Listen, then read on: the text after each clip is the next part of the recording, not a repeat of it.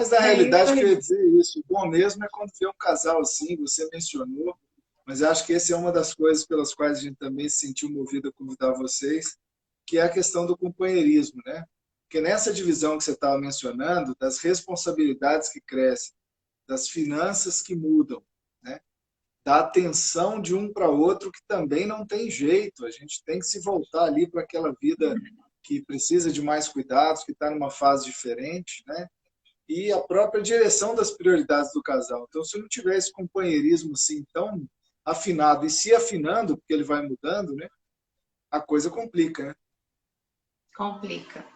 E eu acho uma outra coisa também importante, assim, a gente tem tendência a repetir um pouco o que a gente aprendeu com a nossa família, né? E às vezes repete inconsciente. A gente tem que entender que o casamento dos nossos pais foram uns, a gente não precisa repetir a história. A gente pode repetir se a gente quiser, mas conscientemente, com consciência. E às vezes o seu parceiro vai chegar, a sua parceira, com uma solução que você não teve na sua infância ali, de educação, que pode acrescentar muito, pode contribuir muito, pode ser muito legal, porque às vezes a gente tem a tendência, a gente tem que ver que nós somos iguais ali, naquela relação, né? O pai e a mãe estão no patamar, depois nós vamos falar disso, né, sobre essa hierarquia que existe, mas a gente tem que ver que às vezes a gente está repetindo ali e o outro traz uma solução interessante que você não teve, né? Na sua infância, aquele tipo de educação. Então, assim, é porque a tendência é assim, o que a minha família faz é melhor.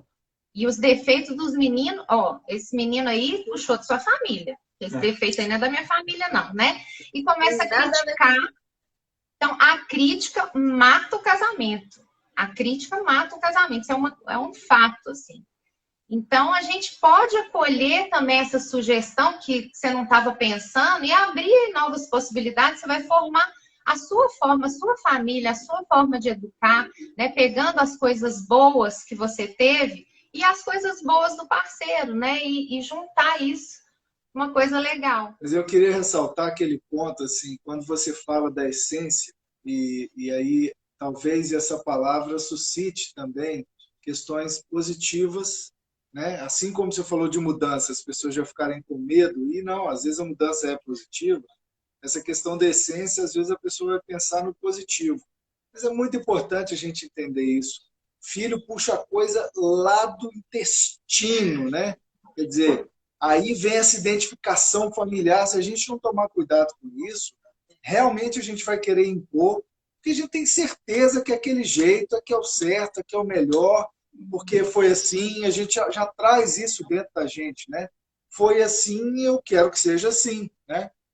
Então, esse espaço de negociação, eu acho que você falou uma coisa muito bonita, Isabela, que, assim, que a gente falou em outras lives também, essa questão dos papéis que precisam ser conversados, negociados e customizados para a vida de cada casal, quer dizer, é nisso que vai a negociação, as habilidades de cada um, as tendências de cada um, né?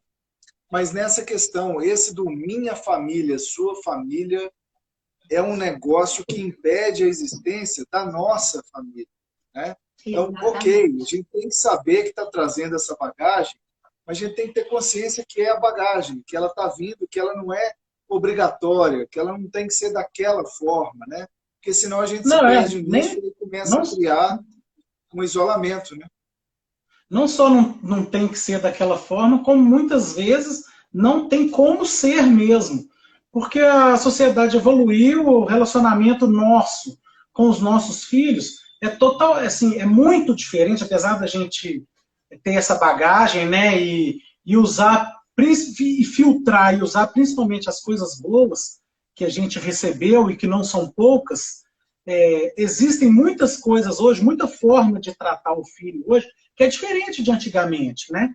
Então, assim, apesar da gente ter que ter apesar de ter que ter uma hierarquia mesmo, o filho tem que respeitar os pais, né? Mas hoje em dia tem muito mais uma troca, né? Antigamente não tinha tanto essa troca, era uma questão muito mais de respeito, de chamar o pai e a mãe até de senhor, de senhora, que hoje em dia isso praticamente não existe mais, principalmente assim, em cidades maiores. Às vezes no interiorzão você ainda vê isso e tudo, mas hoje em dia não cabe mais muita coisa que quando a gente era criança era natural.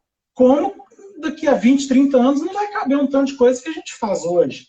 Né? Então, assim, a gente traz essa bagagem, mas a gente tem que contextualizar essa bagagem para a realidade hoje em dia. Né? Então, assim, as coisas são dinâmicas. Né?